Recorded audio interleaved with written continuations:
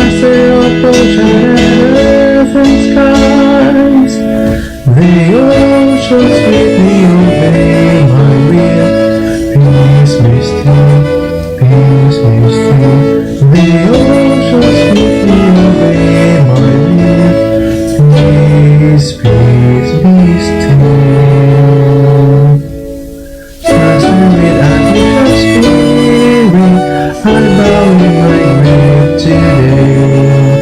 The depths of my sad heart are troubled. Awaken and save, I pray. Tones of sin and anguish swept on my sinking soul. And I perish, Master, always and take control. Once in home shall obey my peace be still. Whether the wrath of a storm to sea, or demons or men or whatever it be, no water can swallow the sheep or glass, the master of ocean and earth and skies. The oceans sweetly obey my will. Peace be still, peace be still. The oceans sweetly obey my will. Peace be still. Master, the time is over. The elements will be rest. Earth's sun is the calm like its mirror, and heaven's begin my blessed. Rainbow, blessed Redeemer, leave me alone. Enjoy, I shall make the blessed harbor, and rest on the blissful shore. The winds and the waves shall obey my will. Peace be still. Whether the wrath of a storm to sea, or demons or men or whatever it be, no water can swallow the sheep or lies, the master of ocean and skies. The oceans sweetly obey my will. Peace be still, peace be still. The oceans sweetly obey my will. Peace, peace be still.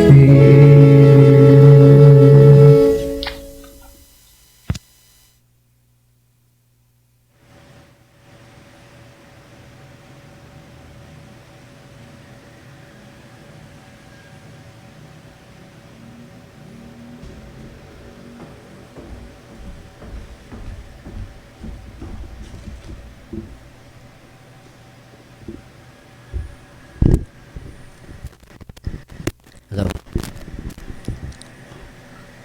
Magandang Mike, yan. Magandang hapon po. Good afternoon to each and everyone, especially sa mga nanonood live stream. Magandang hapon po sa bawat isa sa inyo. Kaninang maaga akong pumunta rito sa church kanina.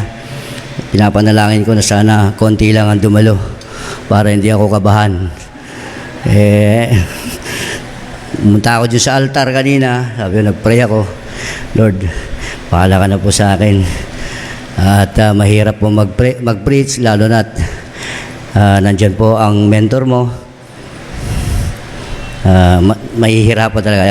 Bago po ang lahat ay anyayahan ko po kayong tumayo at basahin po natin ang ating text sa Psalms chapter 25 verses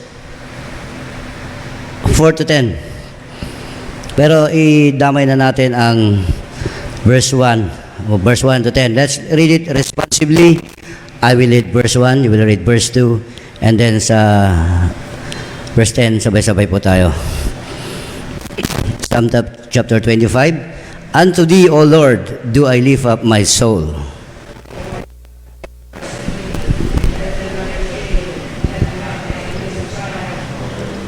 Yea, let none that wait on thee be ashamed. Let them be ashamed which transgress without cause.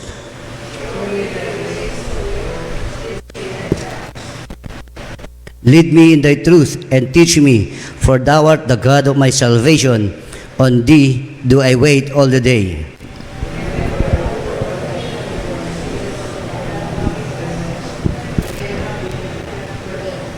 Remember not the sins of my youth, nor my transgressions. According to thy mercy, remember thou me for thy goodness' sake, O Lord.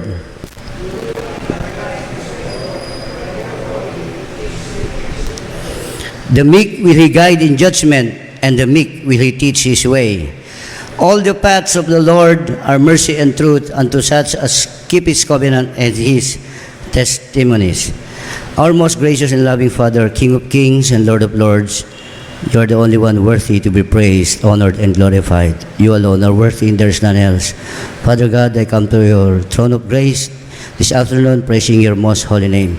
In the name of Jesus, every knee shall bow, of things in heaven, of things in earth, of things under the earth, to the glory of God the Father. You created us for your purpose and for your own glory.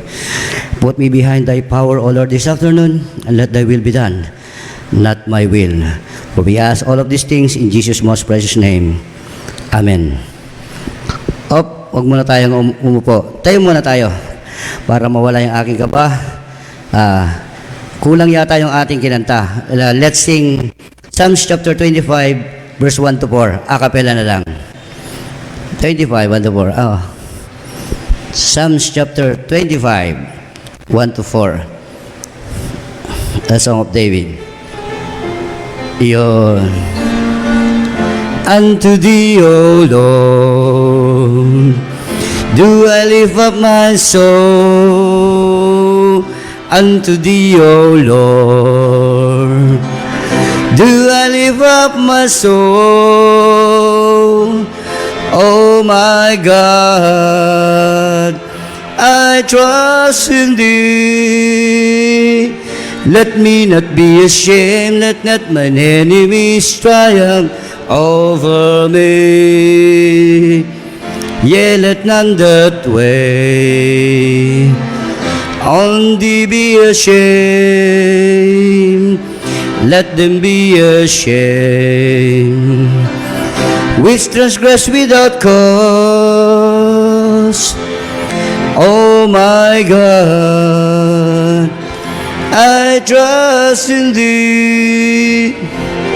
Let me not be ashamed, let not mine enemies triumph over me.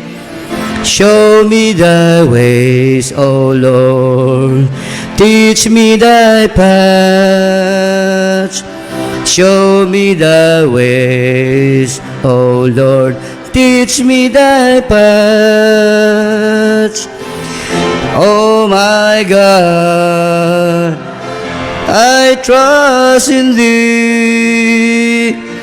Let me not be ashamed, let not mine enemies triumph over me. Thank you. You may now be seated.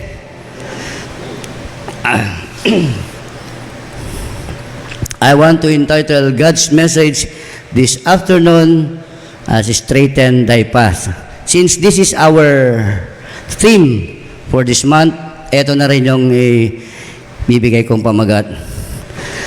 When I was reviewing, when I was making this lesson that God gave unto me, naalala ko, that was during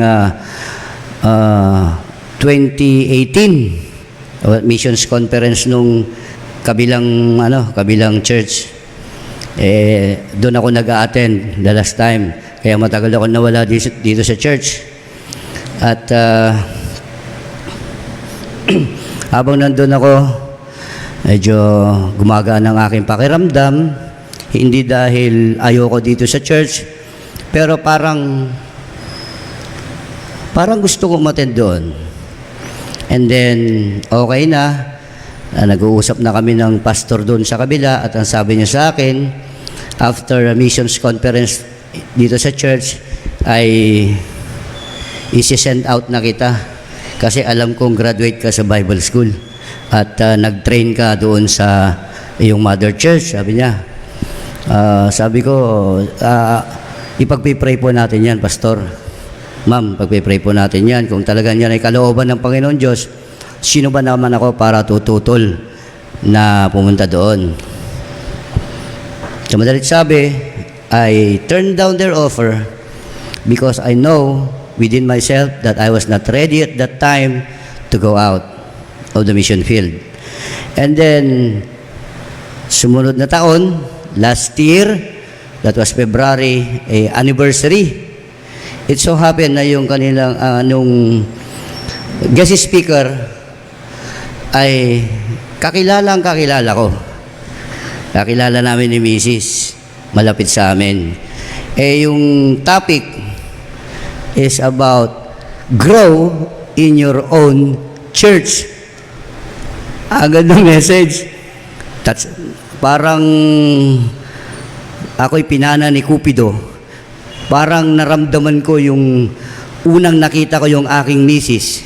Nung pinana ko ni Cupido, nung na-inlove ako sa kanya, ganun din ang nangyari. But the other way around, parang pinana yung aking puso at ang sabi ng Panginoon sa akin, what are you doing in other church? Meron kang sariling church. And so on and so forth. Tapos, kinausap yung misis ko. Sabi, ano bang ginagawa nyo dito? Dito na kami nag-a-attend. Kasi, okay naman dito. Wala nang problema. Mas malapit. Sabi ni misis. Balak na naming, change membership.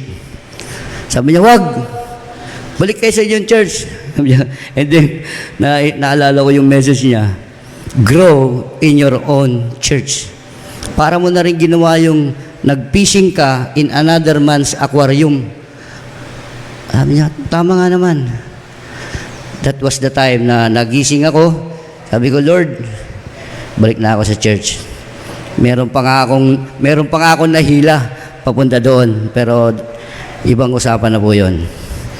Our world is rapidly changing. When you say rapidly changing, it is fast changing. Last year, pumutok ang bulkang Taal. Meron tayong African swine fever. And then now, yung pagbabago ng mundo dahil sa COVID-19 virus. We all face an uncertain future. Hindi natin alam kung anong magiging future natin. With seasons of adversity and doubt. Maraming mga kalaban, maraming mga bagay na tayo pinagdududahan, kung lalo yung ating lalo pagdating sa ating mga anak. Ako, I was contemplating of sending them to school kasi kung online ang pag-uusapan, pag nagsabay-sabay yung isang libong estudyante sa internet natin is either maghahang or hindi na gagana. Kasi dapat inayos muna nila yon. Pero that was ibang topic po yon. Ibig ko sabihin, we are faced with uncertain future. We have all found ourselves at a crossroads in life, pondering which path to take. Naalala ko yung preaching ni Sir Teddy last Wednesday. Ponder thy path. Isipin natin kung ano ba yung daan na ating tatahakin. Which path to take. It is during these times that we need guidance. The key to victory is obtaining guidance and direction from the right source. Many among us seek guidance from the world. Lalo yung ating mga kabataan, medyo nalilihi sila. They seek guidance from the internet, from the fake news, from their friends. Kaya medyo nagkakagulo. But we must seek guidance from the Lord if we are to find the right path and prosper in this journey of life. Alam po natin, sabi nga, we are faced, sabi ni Pastor John, we are faced with uncertain future. Sabi niya, hindi natin alam kung anong mangyayari bukas, dahil pabago ng pabago ang sitwasyon ng ating buhay, climate change, virus change, lahat na ng klase, dumating na, lahat na ng mga nasa Biblia na naiprophesy, parang natutupad na lahat. Abraham Lincoln once said, "I have often been driven to God by the overwhelming sense that I had nowhere else to go." Tama nga naman ang sabi ni late President Abraham Lincoln. I have often been driven to God by the overwhelming sense that I had nowhere else to go. Wala na tayong ibang pupuntahan, hindi po ba? We are at the crossroads of life. Pero meron. Andiyan ang Panginoon Diyos. As David prayed unto the Lord, he fully expected to receive all he needed from the Lord. This is a song of David in times of distress, uncertainty, doubts, misfortunes in his life. If we want to straighten our path, let's follow what David has done as he sought, point number 1, the divine direction. In verse 4 and 5, the Bible says, "Show me thy ways, O Lord, teach me thy paths, lead me in thy truth, and teach me, for thou art the God of my salvation, on thee do I wait all the day."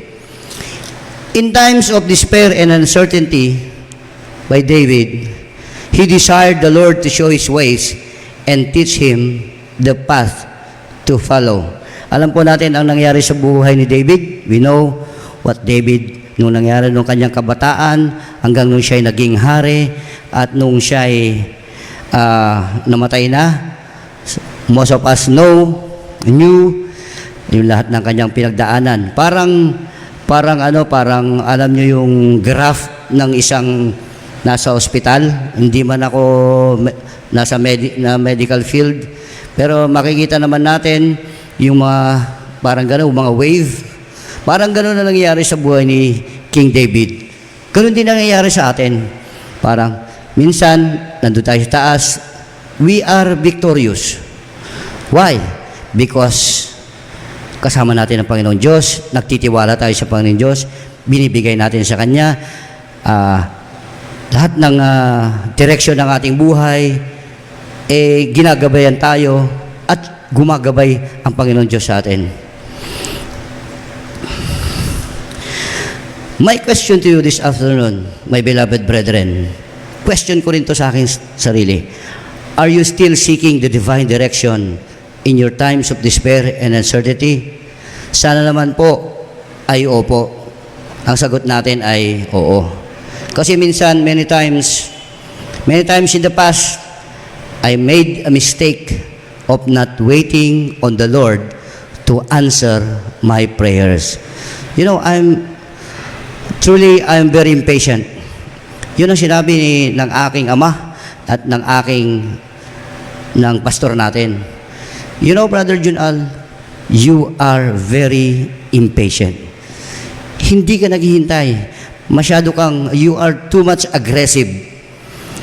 Hindi ka na naghihintay ng sagot ng Panginoon Diyos. Sige ka ng sige. Dapat, hinay-hinay ka lang. Let's look on Isaiah chapter 40, verse 31. Ito ang sagot sa iyong pagiging impatient. Sabi niya sa akin,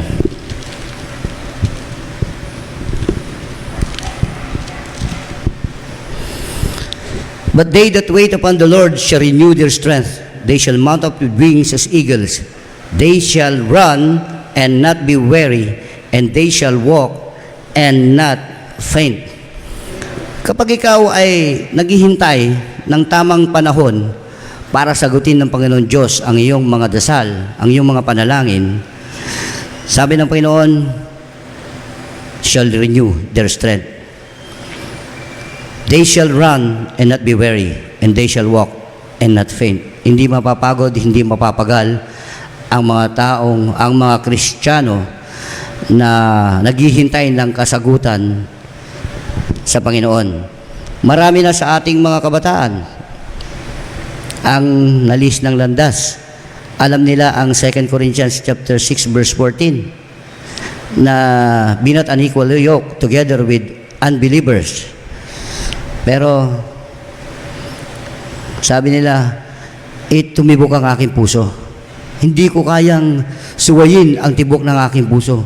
Sabi nung ating pinag-aralan nung high school tayo, kapag pag-ibig ay nasok sa puso ni numan, hahamakin ang lahat, masunod ka lamang. Nangyari yan sa aking asawa. Look at what happened in her life. Katakot-takot na hirap ang kanyang dinanas sapagkat hindi Kristiyano ang kanyang pangasawa. But thanks be to God, dahil kahit hindi Kristiyano ang kanyang naging asawa, naging Kristiyano. Because nagtiyaga ang aking asawa, nadalhin ako dito sa church, kahit na ayaw ko, sige, napipilitan hanggang God strike me in the heart. Sabi niya, kung mamatay ka bukas, sigurado ka ba? That was Pastor Gary who preached the message. Ang sabi niya, kung ikaw ay uuwi sa iyong tahanan at bababa ka dyan sa hagdan na yan at nadbundol ka ng jeep, kotse o tricycle o motor at namatay ka, sigurado bang sa langit pupunta ang iyong kaluluwa? Sabi ko, oo nga no. That was the time. That was December 1995 message. That was before Pastor June took over the church. If we want to straighten our path, let's follow what David had done in his life. David desired to know the ways of God, and he longed to be trained with the knowledge of seeking the right path. Alam po natin that David a man, sabi ng Bible, a man after God's own heart. Pero hindi naman lahat victorious ang ating Christian life.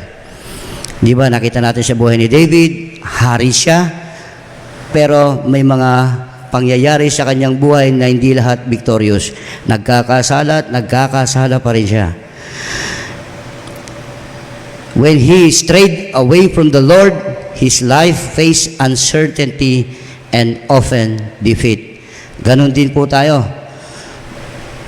Huwag tayong lumihis sa landas ng Panginoon sapagkat sigurado that defeat. I often ask myself many times, paulit-ulit na lang nangyayari sa buhay ko.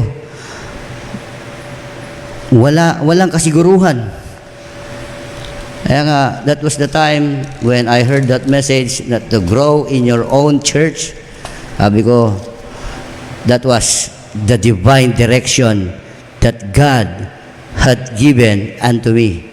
We need to learn God's ways too, in order for us not to be confused with the things that lies ahead of us. Because to learn God's ways, it is God taught. Verse 4, show me thy ways, O Lord. It is also God's trend. When we say God's trend, that was God's style or preference. Sabi ni David, teach me thy path, and it is God's truth. Dapat po lagi nating sinasabi, let God's will be done in my life. If we want to straighten our path, let's follow David as he sought the divine direction. Number 2, if we want to straighten our path, let's emulate David as he sought the divine deliverance.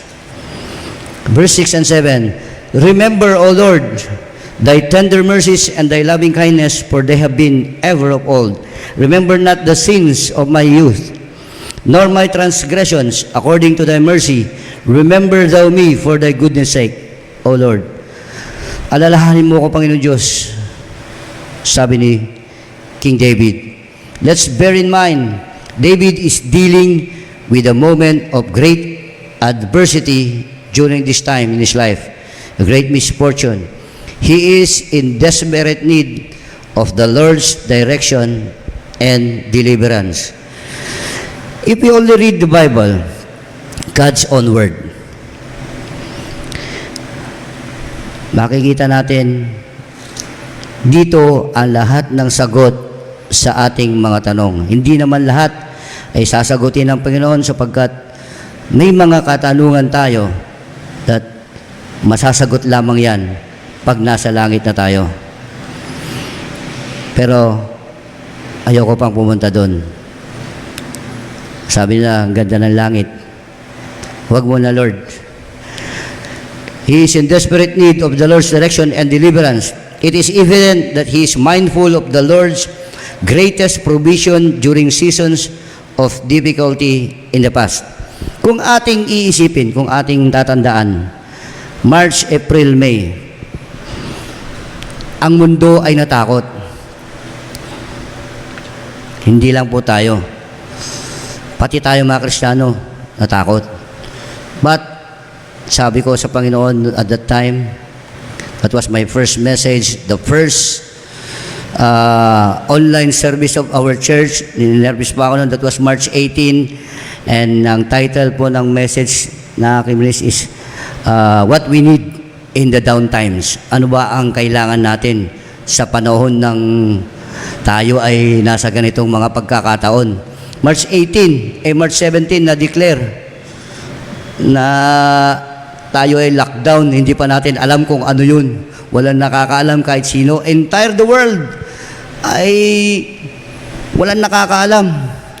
But then, my prayer to God, nung nag-preach ako, sabi ko, Lord, susunod ako sa iyo. Susunod ako sa agos ng iyong kaisipan. Susunod ako sa iyo at ikaw na po ang bahala sa buhay ko. At nakita ko yung kamay ng Panginoon Diyos na kumilos sa buhay namin, sa buhay ng bawat Kristiyano na aking nakakasalamuha, sa bawat buhay ng mga mananampalataya na isinuko ang buhay sa Panginoon Diyos. God delivered us. Kahit na hindi pa tapos ang virus na ito, alam ko na kumikilos ang kamay ng Panginoon Diyos sa bawat isa sa atin. He delivered each and every one of us, especially pag tayo ay susunod sa bawat kanyang alituntunin.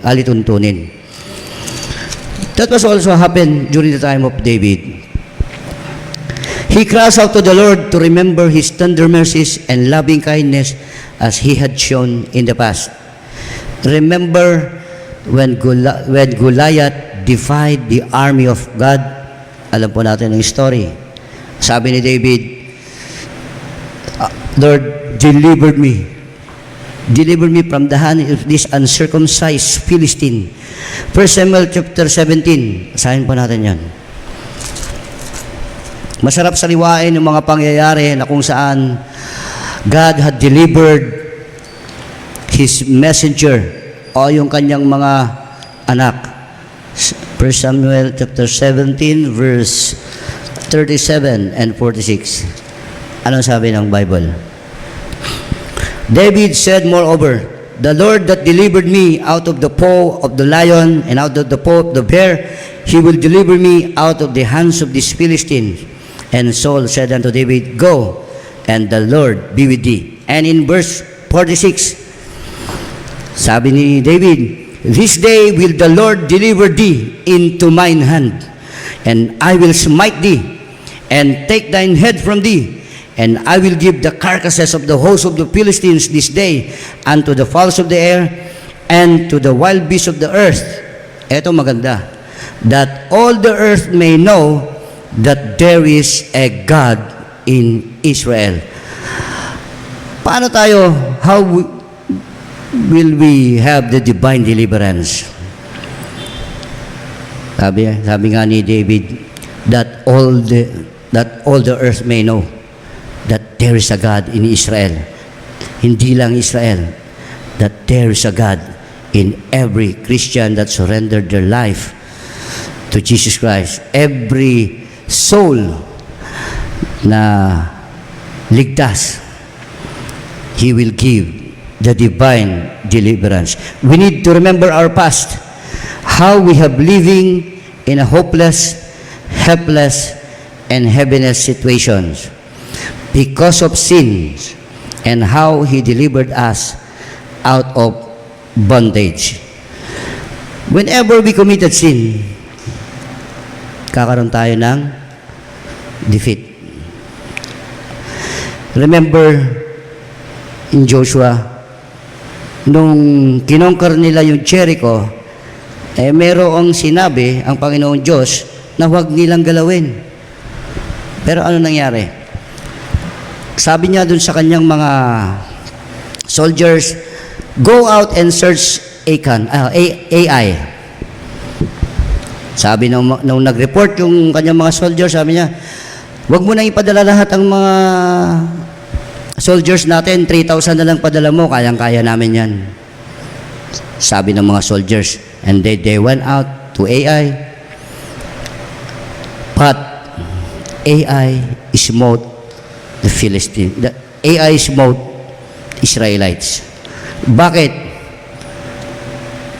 Sabi ni King David, siya'y nanalangin, Lord, bakit nangyari ito? Napakaliit ng bansang yun. Ba't di namin kaya? Yun pala, may nagkasala sa kanila. You know, the sins of Achan. Nagtago siya ng mga forbidden vessels. Tinago niya. So, anong ginawa ng Panginoon Diyos? Ayun. Hinatay niya si Achan para mawala ang curse sa Israel. So that there will be no curse within us. I-surrender na natin ang ating mga kasalanan sa Panginoong Hesus. Para nang sa noon, we will live a fulfilling and victorious life.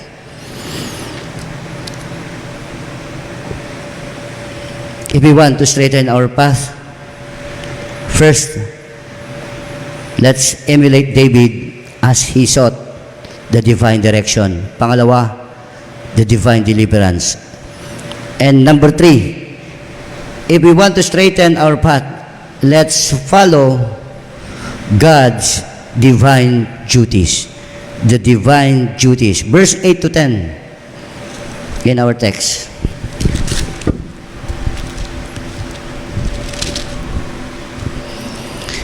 Good and upright is the Lord. Therefore will He teach sinners in the way. The meek will He guide in judgment, and the meek will He teach His way. All the paths of the Lord are mercy and truth, and to such as keep His covenant and His testimony. Finally, David rejoiced in the goodness of God, having experienced it in the past and fully expecting it to continue. Likewise, we must rejoice in the goodness of God. Sino ba dito ang hindi nakaranas o hindi naka-experience ng victory? Although we are still living, tayo pa'y nabubuhay ng kami nga is uncertain, but we still have to rejoice in the goodness of God dahil na-experience na natin ang victory. Unang-una, nung tayo iniligtas ng Panginoon Diyos.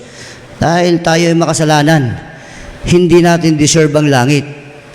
But because of His grace, His tender mercies, and loving kindness, ako na isang makasalanan, na sabi nga ng iba, hindi dapat maligtas. Pero ako isa sa pinili ng Panginoon Diyos, at kayo rin ay pinili ng Panginoon Diyos na maging kanyang anak at maging kabahagi ng mga blessings na kanyang ibibigay sa bawat isa sa atin. I believe that what we have right now and who we are is the divine duty of God to us. What are the divine duty of God to us? First, His divine duty is to guide us into the truth. Verse 9, the meek will He guide in judgment. The meek will He guide in judgment. Yeah. His divine duty is to guide us into the truth. Secondly, His divine duty is to help us grow into the all truth. And the meek will he teach His way. And lastly, the divine duty of God is to guard us into the truth.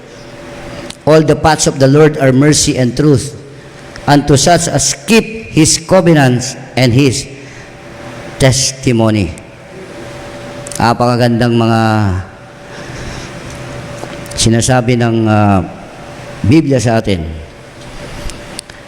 But, sabi nga ng lahat ng mga preachers, the blessing is in doing what we heard from the message of God. Hindi lamang po labas dito, pasok doon. May isang nag-comment, sabi niya, kayo mga preachers, dapat isinasabuhay nyo ang inyong mga sinasabi sa altar. We know that. Alam namin na kami ay accountable sa Panginoong Diyos sa lahat ng aming mga sinasabi because we stand in the holy ground. We stand in this holy pulpit. At lahat ng aming mga sasabihin dito, balang araw, pagdating ng judgment seat of Christ, lahat kami ay haharap sa Panginoong Diyos at sasagutin lahat ng aming mga ginawa. Kaya nag-iingat po kami, lalong-lalo na yung mga aming mga binibitawang salita dito po sa holy ground. While David faced an uncertain future, he served a wise and gracious Lord. David's life became victorious and fulfilling, and our life also will be victorious and fulfilling if we sought God's divine direction, deliverance, and duties. Please stand and let's pray. Our most gracious and loving Father, maraming salamat po, Panginoong Diyos, sa mga ibinigay mo pong mga panuntunan sa iyong mga salita. Salamat po na marami sapagkat marami po kami natutunan, lalong-lalo na po ngayong oras na ito, na kung kami po pala ay magiging kagaya na David at tutularan namin ang kanyang ginawa, na he sought the divine direction, the divine deliverance, and divine duties, we will be fulfilling and victorious in our Christian life. Alam po namin, Panginoon Diyos, na napakarami pang mga balakid na amin pong haharapin sa mga susunod pang mga panahon. Salamat po, Panginoon Diyos, sapagkat pinalalahanan mo kami na andyan ka lang palagi, na gumagabay, naghihintay, na magpatulong sa inyo para po magampanan po namin ang aming kristyanong pamumuhay dito sa ibabaw ng lupa. Maraming salamat po, Panginoon Diyos, sa mga nakapakinig ng iyong mga salita. At nagkulang man po ako, Panginoon Diyos, sa pagpapahayag at ng iyong banal na mensahe. Ang Santo Espiritu nananahan po sa aming mga puso ang siyang magbuno. At tulungan kami na may sa buhay ang lahat ng ito. Sa mga nakikinig po online, kung kayo po ay hindi paligtas at wala pang katiyakan ng langit sa inyong buhay, tanggapin mo ang Panginoong Jesucristo sa iyong puso't isipan. Tanggapin mo siya bilang Panginoon at tagapagligtas ng iyong buhay, sapagkat gusto ka naming makasama sa langit balang araw. Huwag mong ipagwalang bahala ang mensaheng ito, kapatid. Iisa lamang ang daan, ang Panginoong Jesucristo. Lahat ng nagtitiwala sa Kanya ay maliligtas, sapagkat yun ang Kanyang sinabi sa Kanyang banal na kasulatan. Maraming salamat po, Panginoon Diyos, at ako yung ginamit sa pagpapahayag ng iyong mga salita. Hindi man po ako karapat-dapat, ngunit salamat po, Panginoon Diyos, because of Thy loving mercies and Your grace, ay nagawa ko po na maging daluyan ng pagpapala sa mga takapakinig sa aking mga kapatiran. Salamat po ng marami.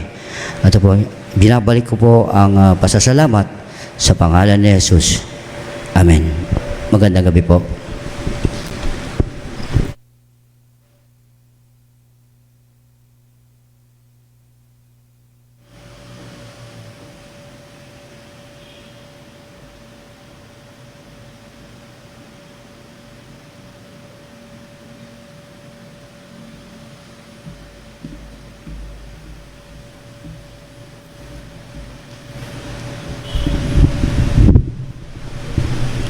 Announcement po. Huwag po natin kalimutan ang gawain sa Sunday. Alas 9 o'clock. Okay, 9 o'clock. So, sabihan din po natin yung iba na po pwedeng makadalo, yung mga hindi naman seniors. Kahit seniors pwede naman eh. Si doktora hindi. Hindi, kung talagang gugustuhin nila, o pwede naman. Kasi ang bawal lang naman yung lalabas sila nang wala namang importanteng pupuntahan. Ipaunawa na po natin sa kanila na ang church ay napaka-importante. Okay? May importante po ito. So, kahit sa mga seniors, po pwede. Basta sina Sir Romeo nga pumupunta naman eh. Basta sa church. Okay. At basta pagkatapos ito, uwi rin pagkatapos. Pati yung mga kapatiran natin na hindi pa nakakapunta, baka hindi pa nila alam, ay masabihan. Okay. 9 o'clock and then 10 o'clock yung worship service at 1:30 sa hapon. Okay? So, ongoing po ang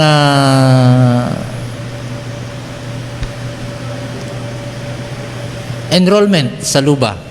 Okay. So, magpan po tayo na makapag na may mga mag-enroll. Ano yun, sir? 11. Meron na tayong 11 na nag-enroll. Sana madagdagan pa yon, maging 111. Sana ay mabalik yung pares noong araw na mahigit 100 yung estudyante natin. Okay. Ano pa ba mga announcements natin?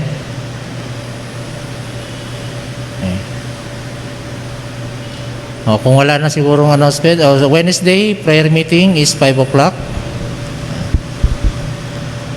Ewan ko kung meron kayong visitation ng Saturday. Meron.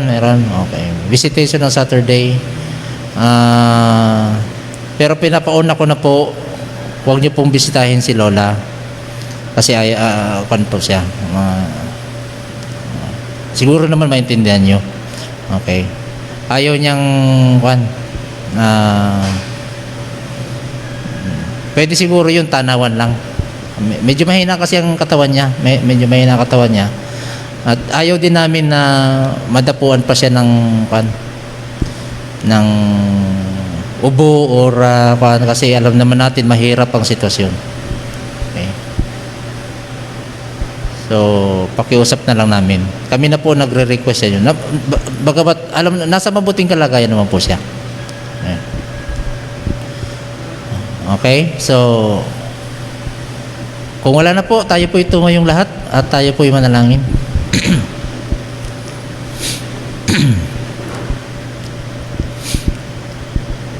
Panginoon namin Diyos, salamat po sa iyong dakilang biyaya at pagpapala sa aming mga buhay. Salamat sa iyong mga salita namin pong napakinggan sa hapong ito. Salamat sa iyong mensahero. Salamat Panginoon sa bawat isa na nandirito Panginoon, naging kabahagi ng gawain sa hapong ito. Dalangin po namin dakilang Diyos na patuloy mo nga po kaming gabayan, patuloy mo kaming tulungan Panginoon na pamuhay dakilang Diyos ang anumang natutunan namin na pakinggan mula sa iyong mga salita. Dalangin po namin dakilang Diyos ang iyong pong patuloy din pagpapala sa iglesyang ito. Ang pastor Panginoon na aming pong hinihingi sa iyo, yung nga pong ipagkaloob dakilang Diyos. At dalangin po namin Panginoon na turuan mo po ang bawat isa sa amin na sumunod sa iyong kalooban. Dakilang Ama, dalangin po namin Panginoon Diyos yung pag-iingat sa bawat isa. Ikaw po ang maggabay at ikaw din po ang magpala sa bawat isa. At ganoon din, ikaw din po, Panginoon Diyos, ang patuloy na maitaas at magpapurihan sa lahat ng ito. Sa pangalan ng Panginoong Yesus, namin Diyos sa tagapagligtas. Amen.